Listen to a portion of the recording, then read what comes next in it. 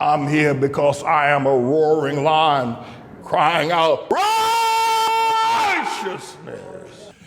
You know, the truth of the matter is that Tribulation Trump must run for the presidency, otherwise he goes to jail. And the longer he runs, the longer he stay out of jail. And if he wins the presidency, he can stay out of jail in perpetuity. But he must run. If he doesn't run, he's definitely going to go to jail. And I think it's important that we focus on that. I think that what is happening now, for Trump to be able to escape, and I believe Merrick Garland is going to indict him.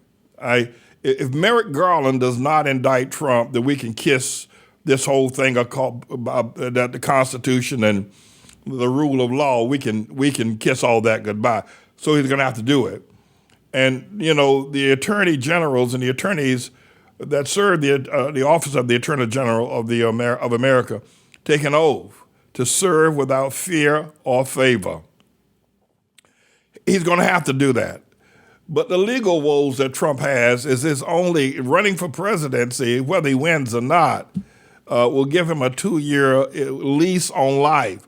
Because the boy's got so many legal woes, it ain't funny. He's actually got a full-scale rape charge that's being brought against him by Tish James, by a woman who says that she was shopping in this ritzy store on Fifth Avenue called Bergdorf Goodman, and Trump followed her into the dressing room and raped her. I find that hard to believe.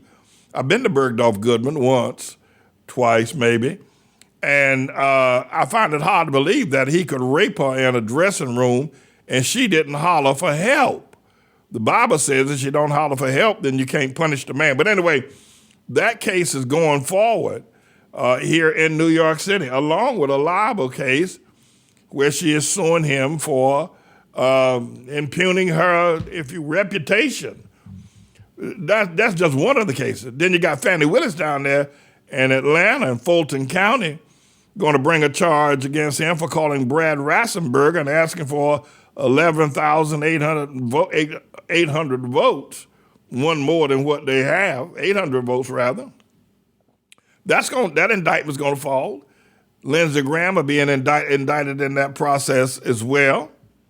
And then, of course, you've got the granddaddy of all granddaddies is the indictment come from the Attorney General regarding Trump and the Mar-A-Lago documents that he took from National Library. And then on a smaller scale, you've got his chief executive officer, Wasselberger, who has been indicted and been convicted and has copped the plea to spend some time in jail for tax evasion. So Trump has got lawsuits up the yin-yang and the wazoo.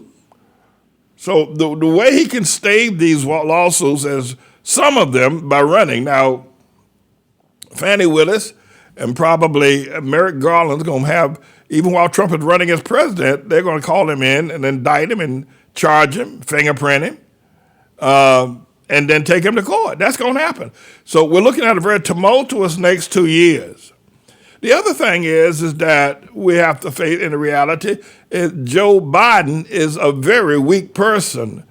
Some people get old quick, and Biden is only a couple of years older than Trump, but Trump looks like a young, vibrant person. Biden looks like an old man stumbling around, don't know what to say next, don't know what to do next, don't know where to step.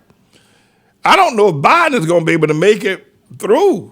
You might see Kamala Harris stepping in as president and Biden resigning, especially after what's going to happen tonight. Tonight is going to, I'm not predicting any kind of a wave or I'm not predicting any kind of a high tide.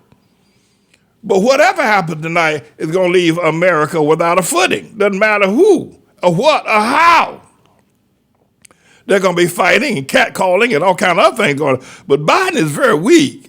And I think that, he may have led the party to some degree through the pandemic. Well, that's a good thing.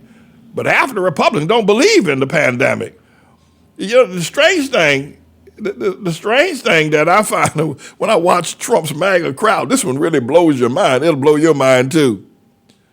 Most of the people in Trump's crowd, his MAGA people, they don't believe in the coronavirus. They don't believe it. They don't believe it exists. They don't believe it. They won't wear a mask. They won't get an vaccination. They don't believe it. And they'll say you are being hoodwinked for believing it. Then Trump will stand up in a rally and say, and when I become president again, I'm going to find out how China was able to bring the coronavirus into America and all the people that died because of China. And we're going to charge them $61 trillion for bringing that coronavirus. Now, the same people, check this out, the same people who say they don't believe it in the MAGA camp, then they start cheering Trump when Trump said he gonna blame the Chinese for starting it. That's the crazy thing. First they don't believe it.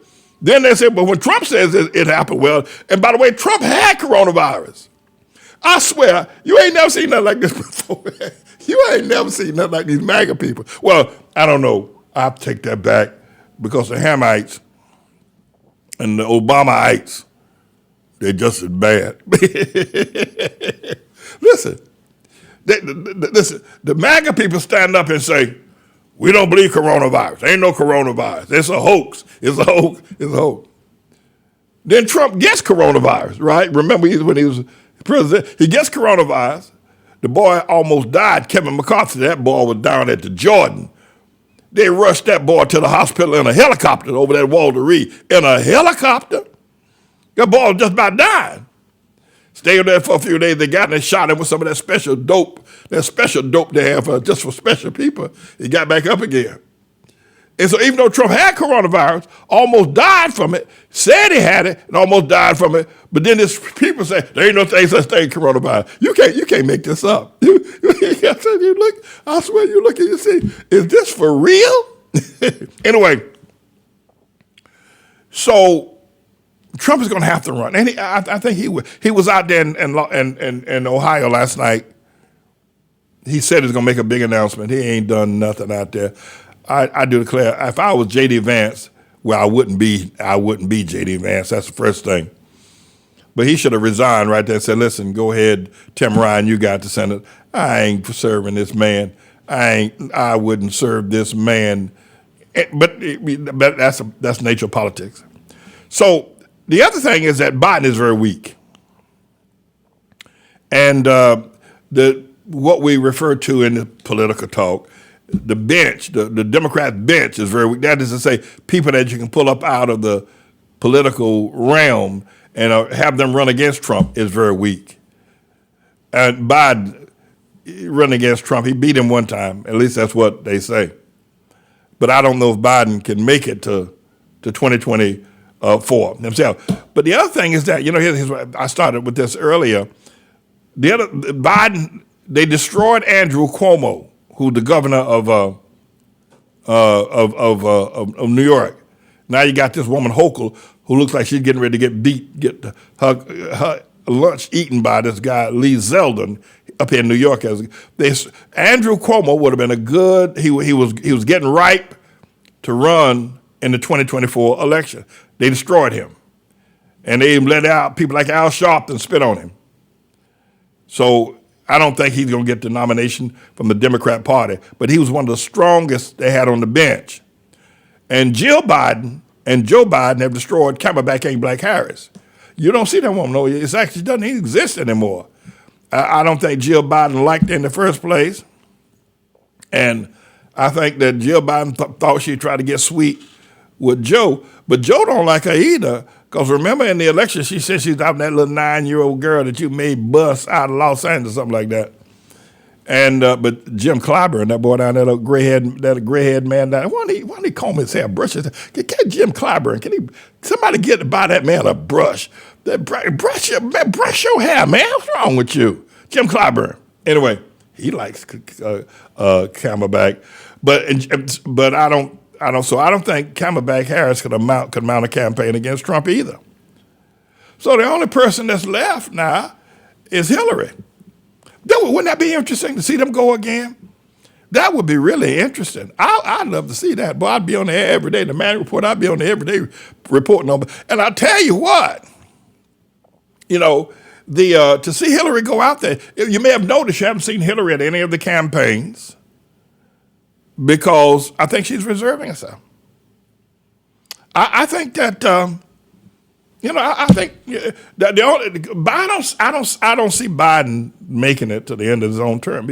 He's stumbling around. He forgets what he's saying, you know. So, but Trump has no choice. And I think the other thing is that Obama has destroyed the black hope. They could pull somebody that's black. John Lewis is dead, so they can't get him. And who else? Well, they got a few people like Keisha Bottoms, mayor or somebody down there. Keisha Lance Bottoms. What kind of name is that anyway? Bottoms. Where'd you get that? Bottoms. What? Then you got that woman down there in the mayor of Washington named Bauer or something like that. Then you got that boy named Sylvester down there in Houston. But they're lightweights. They're not ready.